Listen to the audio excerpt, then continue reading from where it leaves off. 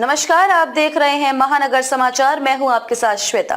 तो चलिए रुक करते हैं आज की बड़ी और प्रमुख खबर पर। प्रेमानंद महाराज के दरबार पहुंची प्रियंका चतुर्वेदी। महाराष्ट्र विधानसभा चुनाव में हार पर मिली या नसीहत। प्रियंका चतुर्वेदी इन दिनों मथुरा और वृंदावन के दौरे पर हैं। अपने दौर पर उन्होंने प्रेमानंद महाराज से मुलाकात की। इस मुलाकात में उन्होंने विधानसभा चुनाव में शिवसेना युवती को मिली हार का जिक्र किया और निराशा से बचने के लिए मार्गदर्शन मांगा।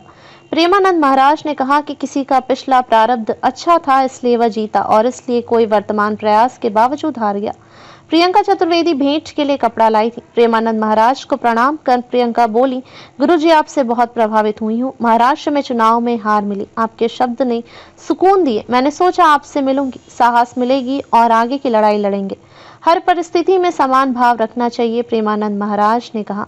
प्रेमानंद महाराज ने कहा, सुख दुख, लाभ हानि, हार और जीत में समान भाव रखना चाहिए।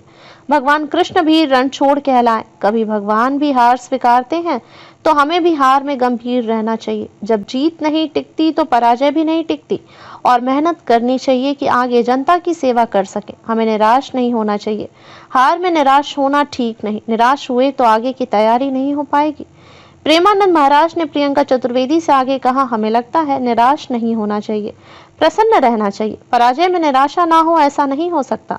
आप तो कृपा पात्र हैं, संतों के घर की हैं। प्रयास कीजिए, भारत की सेवा का अवसर प्रभु दे, ऐसी विनती कीजिए। प्रयास से सब सफलता मिल सकती है।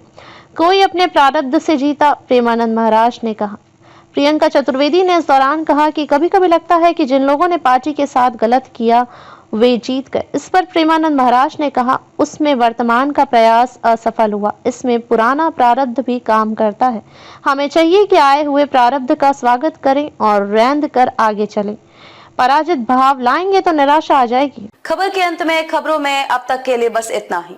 फिर होगी आपसे मुलाकात ऐसी ही बड़ी किसी खास खबर के साथ। तब तक के लिए नमस्कार और देखते रहिए महानगर समाचार।